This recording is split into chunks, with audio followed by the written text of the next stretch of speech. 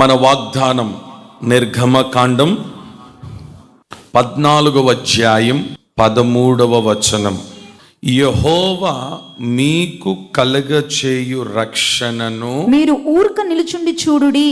ఈ ఒక్క మాట కొంచెం అండర్లైన్ చేసుకోండి. మీరు ఊరకే నిలుచుండి చూడుడి. నాతో పాటు అందరి మాట చెప్పండి. మీరు ఊరక నిలుచుండి చూడుడి. ఇటు చూడండి, నా వైపు చూడండి. ఈ సంవత్సరం మీ పని ఏంటి? కొంచెం గట్టిగా నా వైపు చూస్తూ కొంచెం గట్టిగా చెప్పండి. రారా చూసుకుందాం. ఏమంటారు? ఏంటి ఈ సంవత్సరం ఏం చేయాలా? ఇంకొంచెం గట్టిగా. ఆడు నీ గుమ్మం ముందు నిలబడతాడు. ఎవడాడు? నీ శత్రువు. ఆడు పెద్ద పెద్ద అరుపులు అరుస్తుంటాడు. నువ్వేం చెయ్యాలి? ఇంట్లో బిందెలు పట్టుకొని రావాలి, ఇంట్లో గరిటెలు తీసుకొని రావాలి కదా. ఏం చేయాలా? అయ్యా ఆడన్ని మాటలు మాట్లాడుతుంటే ఊరుకుండమంటావేంటి నువ్వు అంటున్నారా? నువ్వు ఊరుకుంటే యుద్ధం చేయడానికి దేవుడు దిగొస్తాడు. స్తోత్రం. నీ పనేంటి? నువ్వు కానీ నోరు తెరిస్తే, నువ్వు కానీ చెయ్యి వేస్తే, నువ్వు కానీ ఇంట్లోకి వెళ్ళి గరిటెలు తెస్తే గంటలో పోలీస్ స్టేషన్లో ఉంటావు. అంతేనా? అంతేనా? నువ్వు ఊరుకుంటే కేసు లేదు, కోర్టు లేదు, పోలీసు లేదు, నీ మీద నింద లేదు. యుద్ధం యెహోవాదే. ఇప్పుడు చెప్పండి, ఏం చేయాలి మీరు ఈ సంవత్సరం? ఇంకొంచెం గట్టిగా. మీకు అస్సలు విషయం తెలియదు. నువ్వు పరిగెత్తుకుంటూ పోయినంతసేపు, నువ్వు తిరగబడినంతసేపు, నువ్వు చేతిలో ఏదో పట్టుకున్నంతసేపు కుక్క మురుగుతూనే ఉంటుంది. అంతేనా? దాని ముందు అది అరిసినప్పుడు అలా చేయి కట్టుకొని నిలబడు. నెమ్మదిగా అది కూడా తోక ఇట్టి ఆడించి కూర్చొని అని చూస్తుంటుంది. కరెక్టా కాదా? కుక్కనే మౌనమైనప్పుడు శత్రు మౌనం అవ్వడా? స్తోత్రం. అవుతాడా అవ్వడా? ఇప్పుడు చెప్పండి, మీరేం చేయాలి? అంతే. ఇది నేర్చుకోండి ఈ సంవత్సరం. యుద్ధం దేవుడు చేయబోతున్నాడు. గట్టిగా చెప్పాలి ఆమెనని. సరిపోలేదు అస్సలు. ఒక్క నిమిషం ఆగండి. పాత మందిరంలో ఒక ఆమెను చెప్పండి చూద్దాం. అదరు కొట్టేసినారు. మీరు చెప్పండి చూద్దాం. 2 సంఘాలు కలిసి చెప్పండి చూద్దాం. ఏం చేయాలి మీరు? అమ్మా నిద్ర లేచినాడా? లెగలేదుగా.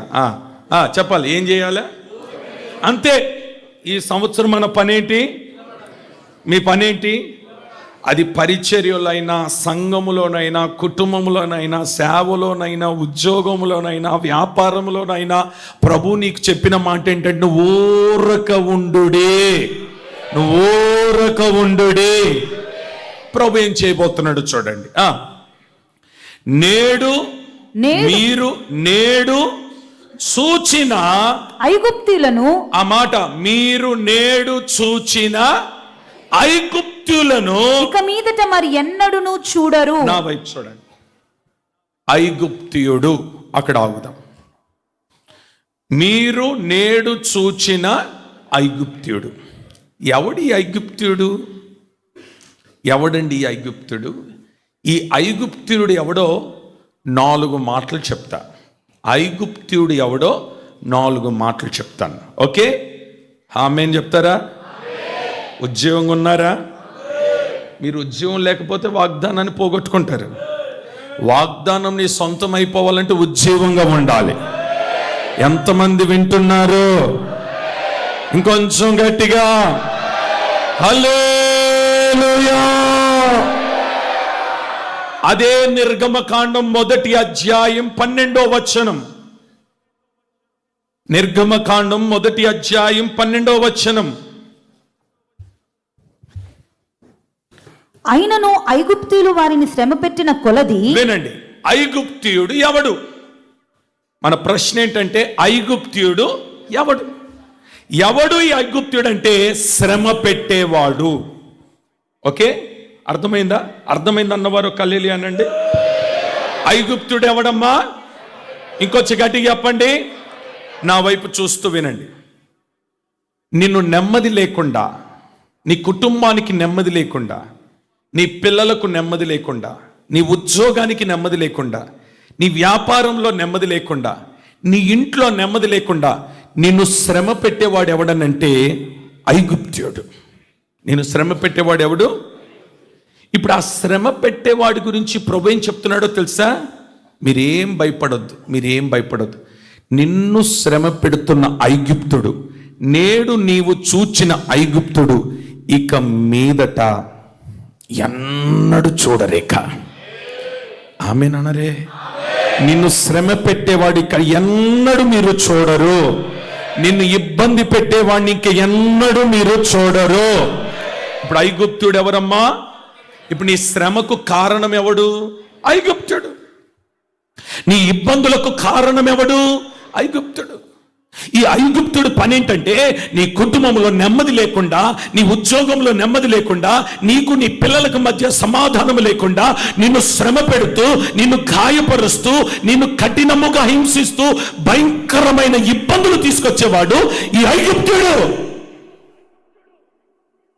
ఇప్పుడు ఆ ఐగుప్తుడితో నువ్వు పోట్లాడాలంటే నీ వల్ల కాదు. ఆ ఐగుప్తుడితో గొడవ పడడం నీ వల్ల కాదు. ఆ ఐగుప్తుడితో యుద్ధము చేయడం నీ వల్ల కాదు. అందుకు ప్రమేయమంటున్నాడంటే, ఇదిగో నువ్వు కాదు గొడవ పడాల్సింది, నువ్వు ఊరక ఉండంతే, నేను యుద్ధం చేస్తా. Praise the Lord. నేనే యుద్ధము చేస్తా. హల్లెలూయా. వాడు నీ ఎదుట కనబడకుండా నేను వెళ్ళగొట్టబోతున్నాను. ఏం చెప్పండి, ఐగుప్తుడు అంటే ఎవడండి? శ్రమ పెట్టేవాడని గట్టిగా చెప్పండి. రైట్. రెండవది, ఐగుప్తుడు ఎవడు? 13వ వచనం, నిర్గమకాండం 1వ అధ్యాయం 13వ వచనం. ఇశ్రాయేలీయుల చేత ఐగుప్తీయుడు కఠినముగా సేవ చేయించుకొనిరి. అమ్మా, ఈడేం చేస్తున్నాడు?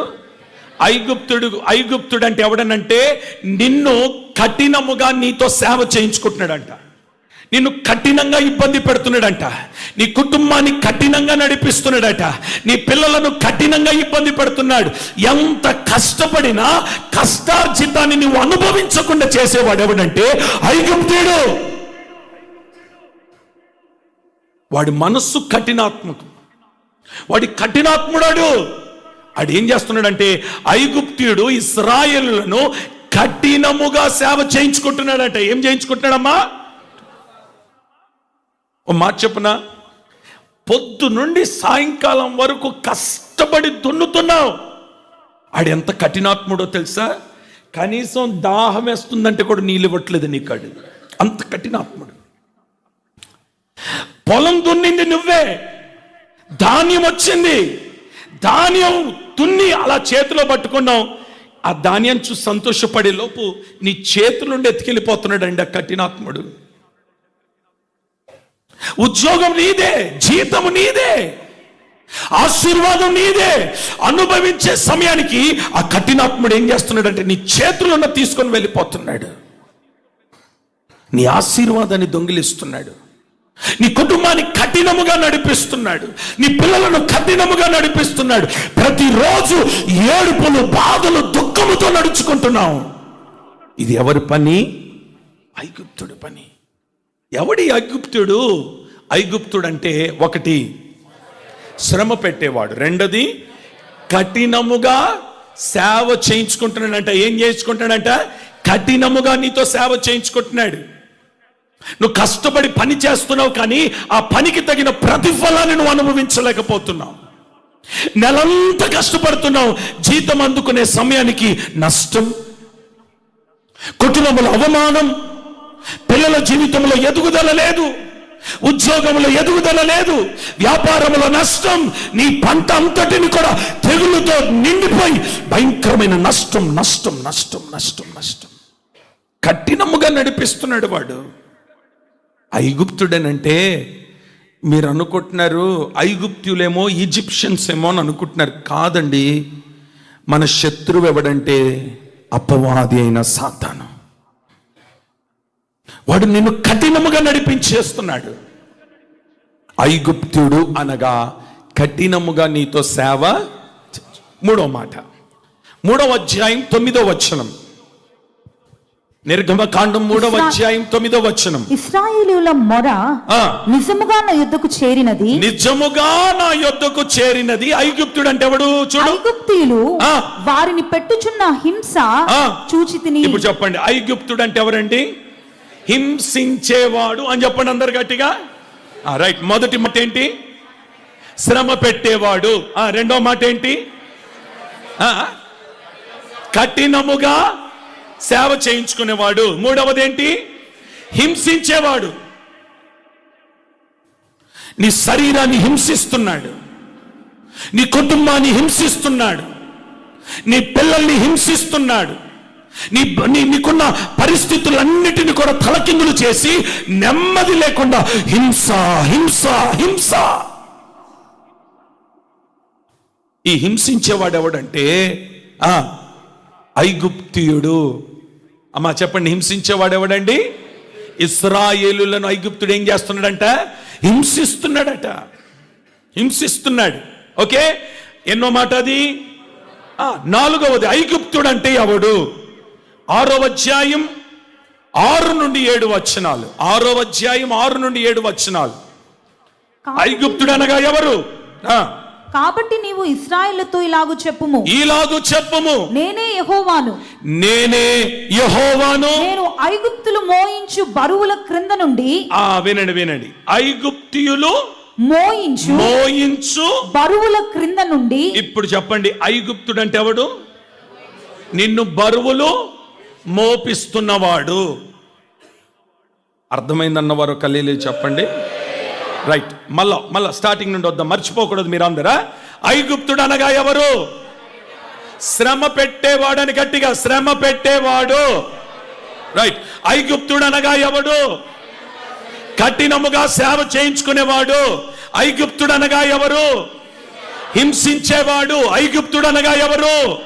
బరువులు మోయించేవాడు.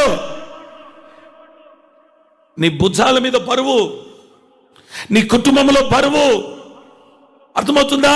నీ సంఘములో బరువు, నీతో బరువు మోయిస్తున్నవాడు ఎవడనంటే ఐగుప్తీయుడు. బరువు మోయలేకపోతున్నావు, భారాన్ని మోయలేకపోతున్నావు, బలవంతంగా లాక్కొని వస్తున్నావు, కుటుంబాన్ని బలవంతంగా లాక్కొని వస్తున్నావు. ఏమండి, ప్రతిరోజు ఎలా గడుస్తుందో కూడా అర్థం కాని స్థితిలో బరువు భారముతో మోస్తున్నావు కుటుంబాన్ని. ఇప్పుడు చెప్పండి, ఆ బరువు ఎవడు పెట్టినాడు మీ మీద? ఇప్పుడు దేవుడు ఏమంటున్నాడు తెలుసా? నువ్వు ఊరక ఉండు. ఆమె చెప్పండి, ఇంకొంచెం గట్టిగా చెప్పండి. నువ్వేం చేయాలట? మొదటిది, నిన్ను శ్రమ పెట్టిన వాణ్ణి, నిన్ను కఠినంగా సేవ చేయించిన వాణ్ణి, నిన్ను హింసించిన వాణ్ణి, నీ మీద బరువు మోపిన ఐగుప్తులు ఇక మీదట మరి ఎన్నడూ మీరు చూడరు. ఈ సంఘము చూడదు, ఇక్కడున్న విశ్వాసులు ఇక చూడరు. ప్రవచనాత్మకంగా ప్రభు ఈ మొదటి దినం నీతో మాట్లాడుతున్నాడు. ఈ మొదటి సందేశంలో నీ వ్యాపారంలో ఇక ఆ ఐగుప్తుడిని నువ్వు చూడవు. కుడి చేయి పైకి తామని చెప్పండి. నీ ఇంట్లో ఇక ఆ ఐగుప్తుడిని నువ్వు చూడవు. నీ ఉద్యోగ స్థలంలో ఆ ఐగుప్తుని ఇక చూడవు. ఈ సంఘములో ఇక ఆ ఐగుప్తుని నువ్వు చూడవు. నీ ఊర్లో, నీ గ్రామంలో ఆ ఐగుప్తుని ఇక నువ్వు చూడవు. చూడకుండా దేవుడు చెయ్యనుగాక. స్తోత్రం, స్తోత్రం, స్తోత్రం, హల్లెలూయా. ఇంకొంచెం గట్టిగా. సరే, మరి ఊరకనే ఉండమన్నాడు కదా, ఊరక ఉండి ఏం చేయాలా? ఇది ఇప్పుడు మన సబ్జెక్ట్ ఏంటంటే ఊరక ఉండమన్నాడు. చూడమ్మా, ఊరక ఉంటే కార్యాలు, కానీ ఊరకనే ఉన్న నీవు ఒక్క ఒక్క పని చెయ్యి, అంతే, ఇంకా ఏం చేయొద్దు. ఈ 2026లో నువ్వు చేయవలసిన ఒకే ఒక్క పని, నీవు ఆ ఒక్క పని చేస్తే ఆయన ఎన్ని పనులు చేస్తాడో ఈరోజు ఆ వాగ్దాన సందేశాన్ని మీరు సొంతం చేసుకొందరుగాక. నిర్గమకాండం 14వ అధ్యాయం, నిర్గమకాండం 14వ అధ్యాయం 28వ వచనం. నీళ్లు తిరిగి వచ్చి, అమ్మా, నిర్గమకాండం 14వ అధ్యాయం 24వ వచనం. 24వ వచనం. అయితే వేకువజామున, అండర్లైన్, అయితే వేకువజామున యెహోవా ఆ అగ్ని మేఘమయమైన స్తంభము నుండి ఈ ఐగుప్తీయుల దండు వైపు చూచి ఐగుప్తీయుల దండును కలవరపరిచి. అక్కడ ఆగండి. ఐగుప్తుల దండును ఆయన ఏం చేసినాడంట? ఆ మాట అందరూ చెప్పండి. రైట్, ఇటు చూడండి, మీతోనే జవాబు చెప్పిస్తా. ఇప్పుడు చెప్పండి, ఉదయకాల ప్రార్థనకు లేసే వాళ్ళు ఎంతమంది ఉన్నారు? మీరు ఎంతమంది ఉన్నారో తెలుసా? ఇక్కడ ఇంతమంది ఉండి అక్కడ ఒక 4 చేతులు, ఇక్కడ ఒక 4 చేతులు లేస్తున్నాయి. మళ్ళీ పాస్టర్ గారి దగ్గరికి వచ్చి, అయ్యా ఐగుప్తుడు నన్ను శ్రమ పెడుతున్నాడయ్యా, ఐగుప్తుడు నన్ను హింసిస్తున్నాడయ్యా. ఈ సంవత్సరం చెప్తున్నాను వినండి, మీరెవ్వరూ పాస్టర్ గారి దగ్గరికి రావాల్సిన అవసరం లేదు. నీ సమస్యకు దేవుడు నీకు పరిష్కారం ఎలా ఇవ్వాలో నీకే నేర్పుతున్నాడు ఈరోజు. ఆమేన్. నీ సమస్యకు పరిష్కారం దేవుడు ఈరోజు నీకు నేర్పుతున్నాడు. ఏంటా పరిష్కారం అంటే మరలా చదువుతారు. ఓకే, డిస్ప్లే చేయనా. అయితే వేకువజామున యెహోవా ఆ అగ్ని మేఘమయమైన, ఎప్పుడు వేకువజామున యెహోవా అగ్నిమయమైన స్తంభము నుండి ఐగుప్తుల దండు వైపు చూచి మరలా నా వైపు చూడండి. ఇంకా మీరు బైబిల్ చూడొద్దు, నా వైపు చూడండి. ఐగుప్తుల దండు వైపు ఎప్పుడు చూసినాడు? అమ్మా, వేకువజామున ఐగుప్తుల దండు వైపు ఆయన చూడగా ఐగుప్తుల దండు కలవరపడింది. నీ శత్రువు కలవరపడాలి అని అంటే ఉదయకాలం వేకువజామునే దేవుని సన్నిధిలో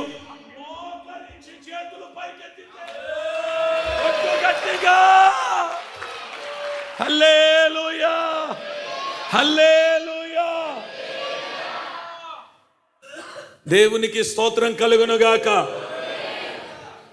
చూడండి, ఐగుప్తు దండును ఆయన చూడాలి. ఆ దండు ఏమైపోవాలి? ఎప్పుడు జరగాలి ఇది? ఇంకొంచెం గట్టిగా చెప్పండి. ఇదే నీ సమస్యకు పరిష్కారం. ఎవడి దగ్గరికి వెళ్ళి దండం పెట్టుకోవద్దు, ఎవడి కాలు మొక్కొద్దు, ఎవడి దగ్గరికి వెళ్ళి బ్రతిమలాడుకోవద్దు, ఎవడికి లంచాలు ఇవ్వద్దు, ఎవడి దగ్గరికి వెళ్ళి నీ కాలు మొక్కుతాను అనొద్దు. అర్థమవుతుందా? ఉదయకాలం లేచి వేకువజామునే లేచి యేసయ్య పాదాలు పట్టుకో. దండు కలవరపడబోతుంది. ఐగుప్తుల దండు కలవరపడబోతుంది. ఐగుప్తుల దండు వైపు ఆయన చూడబోతున్నాడు.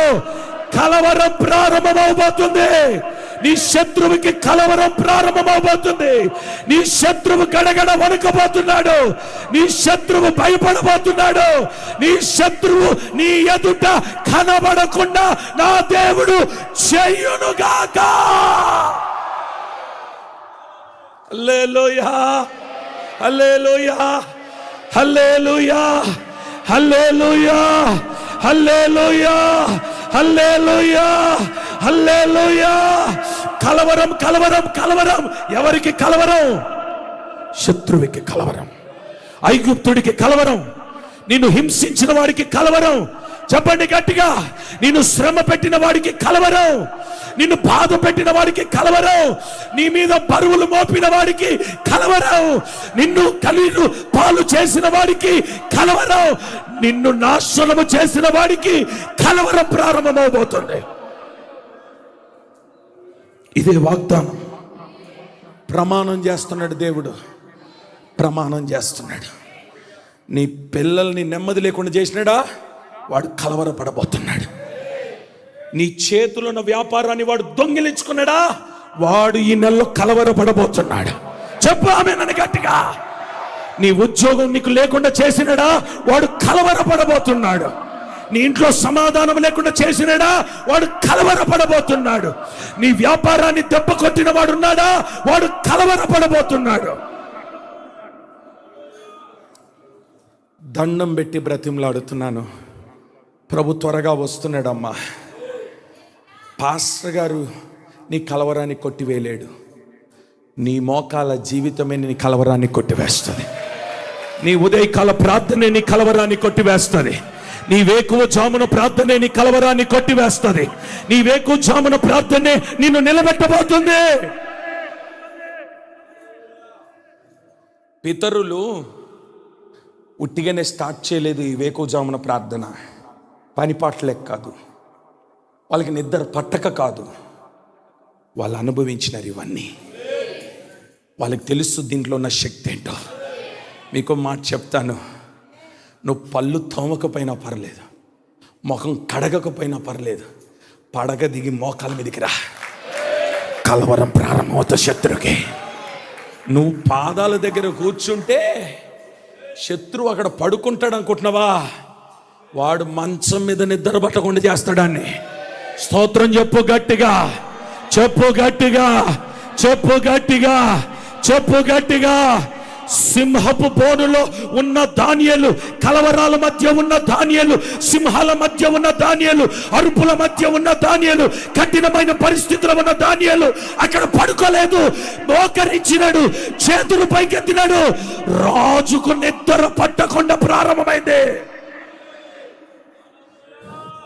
నీ శత్రువుకి రాసుకో, ఈరోజు ఈ మాట రాసుకో, నీ శత్రువు ఈ సంవత్సరం నిద్ర పట్టదండి. వాడికి వాడు నిద్రపోడాడు, నిద్రపోడు, వాడు నిద్రపోడు. వాడికి నిద్ర పట్టని వాడు దేవుడు. ఎందుకో తెలుసా, నువ్వు మోకాల మీద ఉన్నావు, నువ్వు వేకువ జామున ప్రార్థనలు ఉన్నావు, నువ్వు చేతులు పైకెత్తినావు, నువ్వు ప్రభు పాదాలు పట్టుకున్నావు.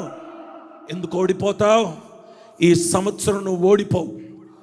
రాసుకో, ఈ సంవత్సరం నువ్వు ఓడిపోవు, ఈ సంవత్సరం నువ్వు ఓడిపోవు. నువ్వు ఓడిపోయినావు అనంటే ఎవ్వడి మీద తొయ్యొద్దు, కారణం నువ్వే. నువ్వు మోకాల మీద లేవు, ఓడిపోయినావు. వేకువ జామున ప్రార్థన చేయలేదు, ఓడిపోయినావు. వేకువ జామున ప్రార్థన చేయలేదు, రోగాల పాలైనావు. వేకువ జామున ప్రార్థన చేయి, సచ్చుపడిపోయిన నీ అవయవాలు తిరిగి బ్రతకబోతున్నాయి, బ్రతకబోతున్నాయి, బ్రతకబోతున్నాయి. సచ్చు పడిపోయిన నీ నరాలు బ్రతకబోతున్నాయి, సచ్చు పడిపోయిన నీ వ్యాపారం బ్రతకబోతుంది, సచ్చి పడిపోయిన నీ కుటుంబాన్ని లేవనెత్తబోతున్నాడు.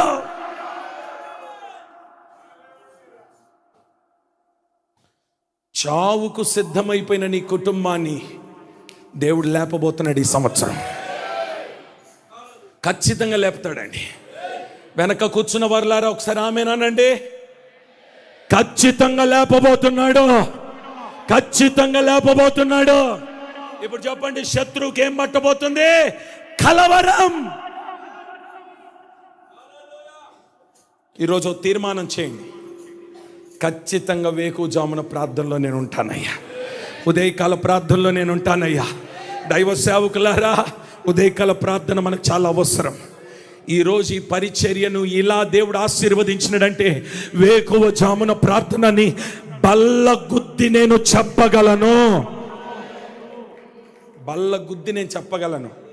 నేను ప్రసంగికుడని కాదు, లేకపోతే పెద్ద పాస్టర్ గారు కొడుకునని కాదు, లేకపోతే హోసన్నా పెంటెకోస్తల్ అని పేరు పెట్టుకున్నందుకు కాదు మీరు ఇక్కడికి వచ్చింది. వేకువ జామున ప్రార్థనని ప్రజలను ఇక్కడికి నడిపించింది. వేకువ జామున ప్రార్థనే సరిహద్దుల విశాలపరిచింది.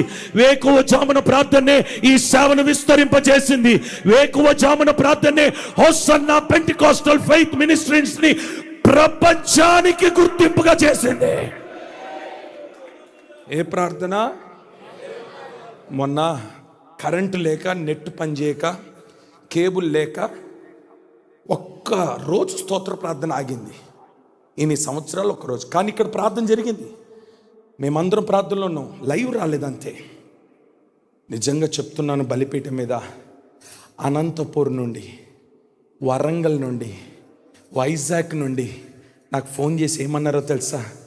అయ్యా, ఈరోజు ఏదో మేము కోల్పోయినట్టు అనిపించింది అయ్యా, మాకు ఏమైందయ్యా, ఎందుకు పెట్టలేదయ్యా, మమ్మల్ని క్షమించండి అమ్మా, మాకు ఉదయకాలం సరిగా లైవ్ రాలేదు, నెట్ పనిచేయలేదు, మేమైతే మీ కొరకు ప్రార్థన చేసినాం, దయచేసి అయ్యా ఎంత కష్టమైనా లైవ్ మాత్రం మానొద్దు, మేము ఏకీభవిస్తున్నాం. ఈరోజు క్షేమంగా ఉన్నామంటే, ఆరోగ్యంగా ఉన్నామంటే, ఇంకా బ్రతుకున్నామంటే అయ్యా ఉదయకాల ప్రార్థన వాస్తవం అండి, వాస్తవం. నేను చెప్పేది వాస్తవం. ప్రభు చూస్తున్నాడు. సంగమా, ప్రభు హెచ్చరిస్తున్నాడు ఈరోజు. వేకువ జామునే లేచి ప్రార్థనలో కూర్చోండి. ఇప్పుడు వేకువ జామునే లేచిన ప్రార్థనలో కూర్చుంటే ఏం చేస్తాడో 25వ వచనంలో చదవండి. 25. వారి రథచక్రములు ఊడిపడునట్లు చేయగా, వారి రథచక్రములు ఊడిపడినట్లు చేయగా వారు బహు కష్టపడి తోలుచుండిరి. అప్పుడు ఐగుప్తీయులు ఇశ్రాయేలు ఎదుట నుండి పారిపోదము రండి. అసలు ఒక్కొక్క మాట గుండెల్ని రగిలి చేస్తున్నాయండి మాటలో. స్తోత్రం, హల్లెలూయా, చెప్పండి ఆమేనని గట్టిగా. ఈరోజు 6 గంటల వరకు వదలను మిమ్మల్ని. మీకు ఒకటి చెప్పనా, అన్ని సంఘాలు అయిపోయింది, క్లోజ్ అయిపోయింది 1 గంటకే. మందు 1 గంటకే స్టార్ట్ అయింది. ఎందుకు అయిపోద్ది? నిద్ర వస్తుందన్నవారు కలేలి చెప్పండి. నిద్ర వచ్చిందా? ఐగుప్తుడు వచ్చి నీ మెడ మీద కూర్చుంటాడు. ఏసు రక్తమే చేయం. పొద్దున్న నుండి నేను, మా మేనేజర్ కంటికి నిద్ర లేదు. నేను అప్పటి నుండి కూర్చొని ఆయన చూస్తున్నా, కళ్ళు మూస్తాడేమో చూద్దామని. మూయట్లేదు, నాకంటే మొండోడు ఆయన. స్తోత్రం, స్తోత్రం, హల్లెలూయా. ఇప్పుడు ఏం చేస్తాడో చూడండి, ఏం చేస్తాడో చూడండి. నేను చదువుతాను. స్క్రీన్లో చూడండి, డిస్ప్లేలో చూడండి. ఇశ్రాయేలుల ఎదుట నుండి పారిపోదము రండి అని ఎవరు అనబోతున్నారు? ఇంకొంచెం గట్టిగా చెప్పండి. ఓ మాట చెప్పనా, నీ చేతిలో కత్తి లేదు, నీకు ఛాతి, ఆడికి ఏం లేకపోయినా ఆడి బిల్డప్ చూడాలా అంటే చాలు, ఎదురుగున్నోడికి ఏమవ్వాలా? ఓ మాట చెప్పనా, కత్తి లేదు, ఛాతి లేదు, దమ్ము లేదు, వెనకాల బ్యాక్గ్రౌండు, బలగము, సైన్యము. విచిత్రం ఏంటో తెలుసా? నిన్ను చూసి మనం పారిపోదము రండి అని ఐగుప్తుడు చెప్పబోతున్నాడు. చెప్పు ఆమేనని గట్టిగా. మీకు మాట చెప్తా, ప్రవచన రీతిగా ప్రభు చెప్తున్నాడు. నిన్ను నష్టపరచాలనుకున్నోడు నిన్ను చూసి భయపడబోతున్నాడు ఈ సంవత్సరం. చెప్పు ఆమేనని. ఇంకొంచెం గట్టిగా చెప్పు. నిన్ను నష్టపరచాలనుకున్నవాడు నిన్ను చూసి భయపడబోతున్నాడు. వాడి రథచక్రాలు కూలిపోబోతున్నాయి, రథచక్రాలు విరిగి పడబోతున్నాయి, రథచక్రాలు ఊడి పడబోతున్నాయి. చెప్పు ఆమేననే. చూడండి, రథం వేసుకున్నాడు. ఎవరి మీదకి బయలుదేరినాడు? ఐగుప్తుడు. ఇచ్చుకోండి గట్టిగా, కొంచెం గట్టిగా చెప్పాలి. ఎవరి మీదకి బయలుదేరినాడు? ఇప్పుడు ఇశ్రాయేలుని దేవుడేమన్నాడు? ఊరకనే వేకువనే నేను వస్తాను అన్నాడు. ఇప్పుడు వేకువ ఆయన రావాలంటే నువ్వు మెలకుగా ఉండాలి, అంతే కదా. నీ పని మెలకుగా ఉండాలి. వేకు లేచి వాడు రథం వేసుకొని వస్తున్నాడు, ఇటు చూడండి, నువ్వు మౌనంగా నిలబడతావు, స్పీడ్గా వచ్చి సడన్గా ఒక బ్రేక్ ఎత్తాడు. బ్రేక్ వేసి నిన్ను చూసి, వాయమ్మ యెహోవా వీరి పక్షమున ఉన్నాడు. హల్లెలూయా. ఏమంటాడు? ఇంకొంచెం గట్టిగా చెప్పండి, ఏమంటాడు? చదువు, మాట చదువు. యెహోవా వారి పక్షమున మనతో యుద్ధము చేయుచున్నాడని చెప్పుకొనిరి. ఇప్పుడు చెప్పండి అమ్మా, యుద్ధం మీరు చేస్తారా, దేవుడు చేస్తాడా? మీ పక్షాన నువ్వు చేస్తావా, దేవుడు చేస్తాడా? రాసుకో, నీ పక్షాన దేవుడు చేయబోతున్నాడు యుద్ధం. నీ కుటుంబ పక్షమున చేయబోతున్నాడు. నీ శత్రువుతో దేవుడు చేయబోతున్నాడు. నీ విరోధులతో దేవుడు చేయబోతున్నాడు. ఐగుప్త్యులతో దేవుడు యుద్ధము చేయబోతున్నాడా? నువ్వు కాదు యుద్ధం చేసేది. అందుకని అన్నాను, నువ్వు ఊరక అంతే నీ పని ఈ సంవత్సరం. హల్లెలూయా. తొందరపడి నోరు పారేసుకోకు, తొందరపడి చెయ్యేసుకోవద్దు, తొందరపడి కోప్పడకు. ఈ సంవత్సరం కోపిష్టుల కోపం అంతటిని దేవుడు పూర్తిగా తీసివేయును గాక. హల్లెలూయా. ఎంతమందికి అయితే బీపీ ఉందో యేసు నామములో నార్మల్ అయిపోవును గాక. కోపం అనేది లేదు, బీపీ అనేది. స్తోత్రం చెప్పండి, ఇంకొంచెం గట్టిగా చెప్పండి. ఆడు అరుస్తూ ఉంటాడా, అని చూసి నవ్వుతా ఉండు. నువ్వు ఆడి ఎంత అరుస్తుంటే నువ్వు అంత నవ్వుతా ఉండు. ఆ మాట చెప్తాను, నువ్వు నవ్వుతా ఉంటే యుద్ధం ఎవరు చేస్తారు? నీ పక్షాన, నీ పక్షాన, నీ పక్షాన. స్పీడ్గా వస్తాడు, ఒక 200 కిలోమీటర్ స్పీడ్గా వస్తాడు. సడన్ బ్రేక్ వేస్తాడు నీ దగ్గరికి వచ్చి. ఎందుకో తెలుసా? నిన్ను చూసి కాదు, నీ వెనక ఉన్న యుద్ధ వీరుడైన యెహోవాను చూసి. స్తోత్రం చెప్పండి. నీ వెనక ఉన్న యుద్ధం, ఆయన పేరే సైన్యములకు అధిపతియగు. చేతులెత్తి హల్లెలూయా, హల్లెలూయా, హల్లెలూయా. అమ్మా, దావీదు కొడితే చచ్చిపోయినాడా? దేవుడు కొడితే చచ్చిపోయినాడు గొలియాతు. పేరుకి రాయి చేతిలో ఉంది దావీదు చేతిలో, కానీ వెనక నిలబడింది ఎవరు? వేగం పెట్టింది ఎవరు? పంపింది ఎవరు? కరెక్ట్గా గురి చూపించింది ఎవరు? దావీదు కాదు. కొత్తగా రాయి పెట్టి గిరగిర తిప్పుతుంటే అందరు సినిమాలో చూసినారు అంతే, కానీ ఇసిరింది ఎవరు? నువ్వు మౌనంగా ఉండు. నీ కొరకు ఒక రాయి సిద్ధంగా ఉంది, అది వెళ్ళబోతుంది ఐగుప్తుడి మీదకి. ఆ రాయి వెళ్ళబోతుంది ఐగుప్తుడి మీదకి, నీ శత్రు మీదకి వెళ్ళబోతుంది. యుద్ధం యెహోవాదే. జయం చేసింది ఏమి లేదు, నువ్వు చేసింది ఏమి లేదు. పేరు నీది, కొట్టిందేమో అది. స్తోత్రం చెప్తాండి గట్టిగా. నిన్ను శ్రమ పెట్టేవాడు ఐగుప్తుడు.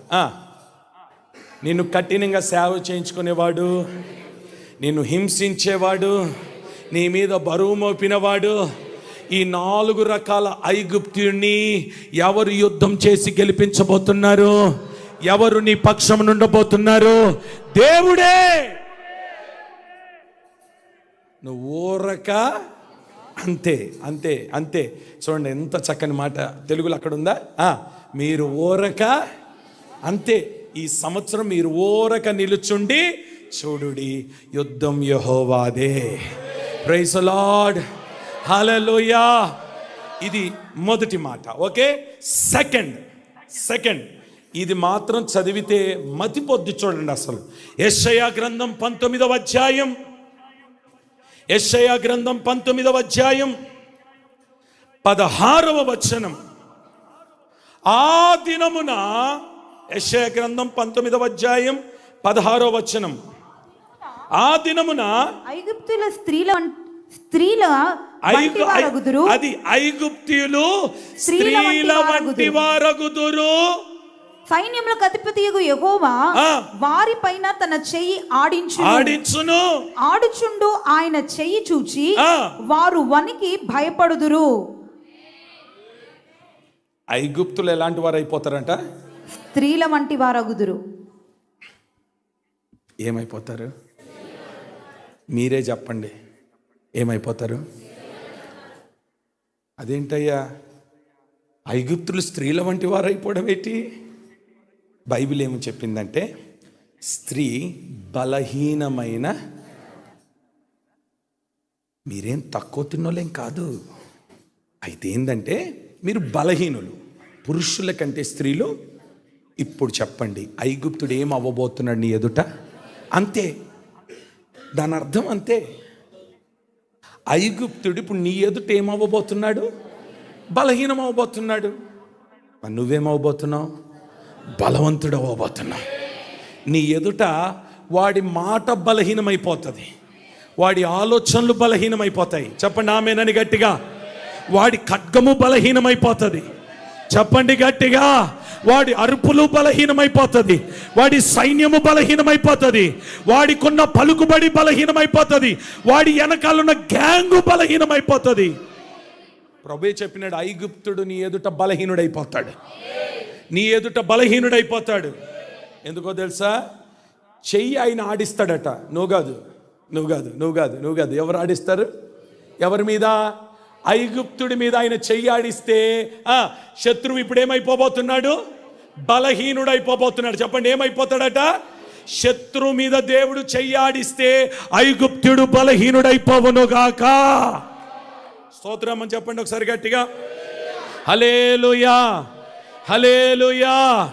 ఇప్పుడు శత్రువు రెండవదిగా ప్రభు చెప్తున్నాడు, ఐగుప్తుడు నీ ఎదుట బలహీనుడైపోబోతున్నాడు.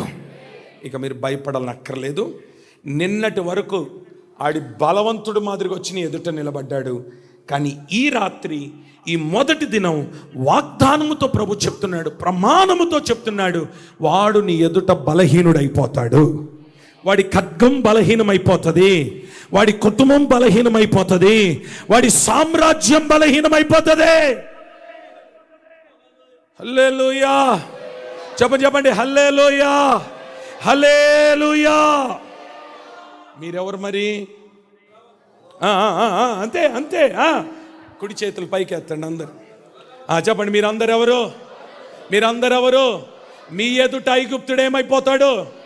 బలహీనుడైపోతాడు. అర్థమవుతుందా అమ్మా? ఆడిని చూసి మీరు వెనకొద్దు, వనకొద్దు, భయపడద్దు. వాడు బలహీనుడు, కానీ వాయిస్ ఉంది, వాడికి వాయిస్ ఉంది. ఆ వాయిస్తో నేను బెదిరించాలనుకుంటాడు. ఓ మాట చెప్పనా? వాడు సింహం అయితే నీ తండ్రి గర్జించు కొదమ సింహం. Praise the Lord. Hallelujah, hallelujah. దానియేలు సింహాల మధ్యలోనే ఉన్నాడు, కానీ ఈ సింహాలు ఎవరిని చూస్తున్నాయి? దానియేలుని కాదు. దానియేలు వెనక ఉన్న కొదమ సింహాన్ని చూస్తున్నాయి ఆ సింహాలు. Praise the Lord. హల్లెలూయా. నీ ఎదుట శత్రువు బలహీనపరచబడును గాక. మూడో మాట, యెహెజ్కేలు 30వ అధ్యాయం 7వ వచనం. యెహెజ్కేలు 30వ అధ్యాయం 7వ వచనం. పాడైపోయిన దేశముల మధ్య, వినండి, పాడైపోయిన దేశముల మధ్య ఐగుప్తులు దిక్కులేని వారుగా. కొట్టు చప్పట్లు గట్టిగా. ఏమైపోతారట ఐగుప్తులు?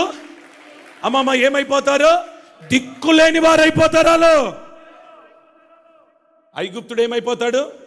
అమ్మా, నిన్ను దిక్కులేనోడుగా చేసినట్టుగా మొన్నటి వరకు ఐగుప్తుడు. నిన్నటి వరకు దిక్కుమాలిన పరిస్థితి వచ్చేసింది కదా నీకు. నిన్నటి వరకు చేతులు చాపి అడుక్కునే స్థితిలోకి వెళ్ళిపోయినావు కదా.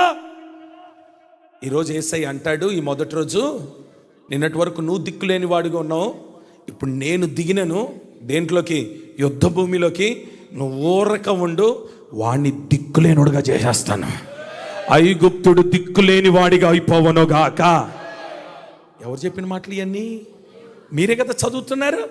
అమ్మా చూడండి చూడండి, పాడైపోయిన దేశముల మధ్య ఐగుప్తులు దిక్కులేని వారిగా నుందురు. ఐగుప్తులు దిక్కులేని వారిగా నుందురు. నలుదిక్కుల పాడైపోయిన పట్టణముల మధ్య వారి పట్టణములుండును. ఆమేన్ చెప్పండి ఒకసారి గట్టిగా.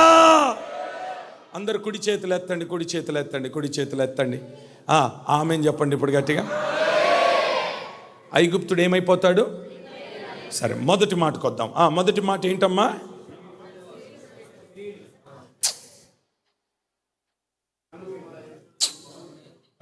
వాడి రథ చక్రములు ఊడిపోతాయి, నీ ఎదుట నుండి వాడు, ఆ మాట చెప్పండి, మీ ఎదుట నుండి వాడు ఏమవుతాడు? ఎందుకనంటే నీ పక్షమున సైన్యములకు అధిపతి యెహోవా యుద్ధము చేయబోతున్నాడు. రెండవది, వాడు ఏమైపోతాడు? బలహీనుడైపోతాడు. చెప్పండి, ఏమైపోతాడు? మూడో మాట ఏంటి? వాడు ఏమైపోతాడు? దిక్కులేని వాడిగా మారిపోతాడు. నాలుగో మాట చెప్పి ఇంకా ముగించేస్తాను.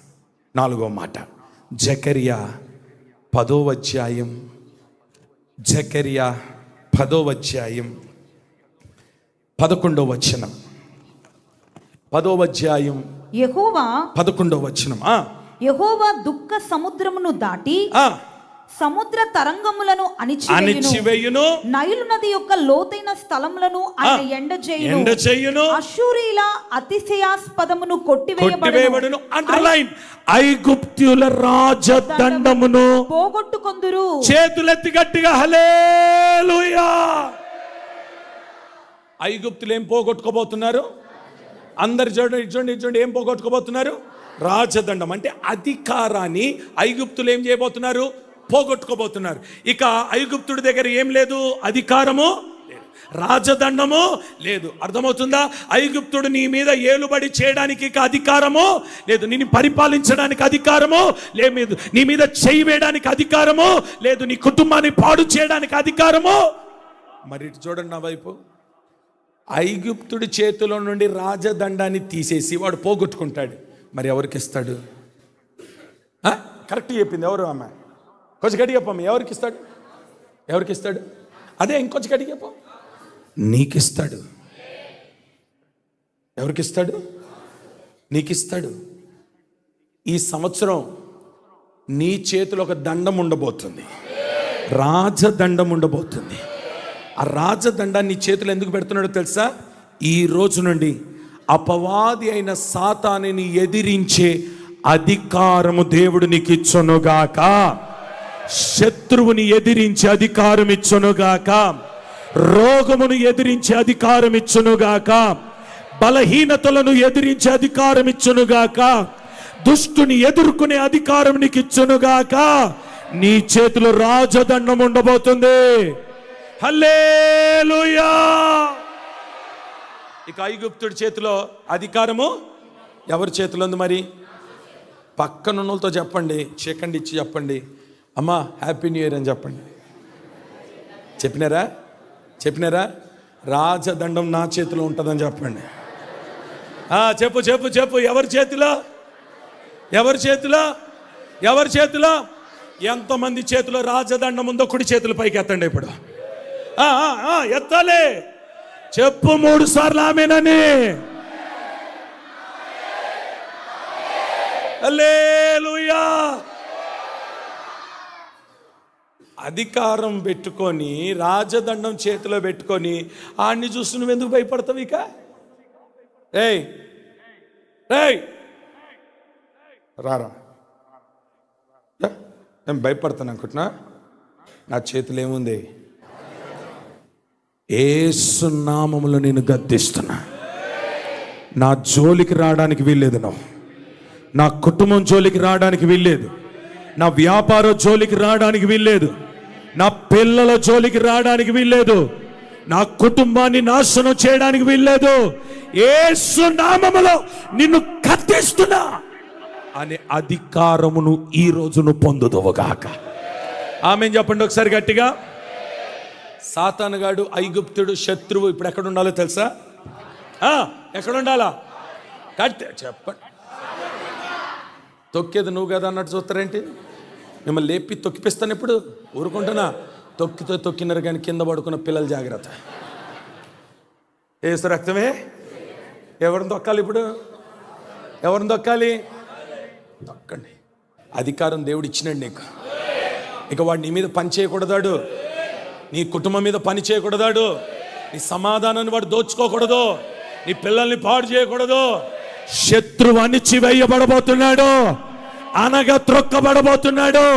అధికారము దేవుడు నీకు ఇవ్వబోతున్నాడు. ఇవన్నీ దేవుడు చేయాలంటే ఎందుకు సాయంకాలం ప్రార్థన చేసుకోండి, సరిపోద్ది. అయ్యా నేను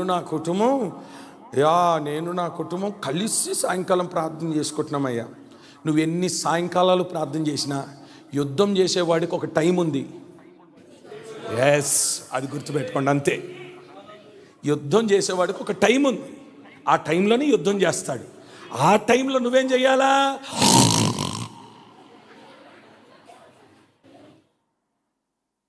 స్తోత్రం, హల్లెలూయా. ఏమని ఎక్కిరిచ్చినానో ఏమో కానీ నాకు వచ్చేసింది ఇప్పుడు ఆ రోగం. నేను కారులో కూర్చుంటే ఎవడు పడుకుంటలేడు, దేవుని మహాకృపను బట్టి. అది దేవుడు చేసిన మేలే. ఇప్పుడు నేను గురక కొడితే ఆడికి నిద్ర రాదు కదా. ఆ నిద్ర రాకపోతే డ్రైవింగ్ బాగా. దేవుడు నాకు విశ్రాంతి ఇవ్వడానికి నాకు గురకబెట్టి నడిపేటోడికి పక్కన కూర్చున్నోడికి నిద్ర పట్టకుండా చేసి సమయానికి ఇంటికి తెలుస్తున్నాను నన్ను. హల్లెలూయా, హల్లెలూయా. నేను అంటానమ్మా, ఎన్ని కొరకలైన పెట్టు, 4 అవ్వగానే అలారం కాదు, ఎవరో వచ్చి లేపడం కాదు, యుద్ధం సమయం అయింది. తక్కువని లేచి మోకాల మీదకి రా, చేతులు పైకెత్తు. యుద్ధ వీరుడు దిగుతాడు. శత్రువుతో పోరాడడానికి సిద్ధపడతాడు. నీ పక్షమున యుద్ధము చేయబోతున్నాడు. నీ విరోధులు పారిపోబోతున్నారు. ఐగుప్తుడు చెప్పే మాట ఏంటంటే, వారి పక్షమున సైన్యములకు అధిపత్యకు యెహోవా యుద్ధము చేయుచున్నాడు.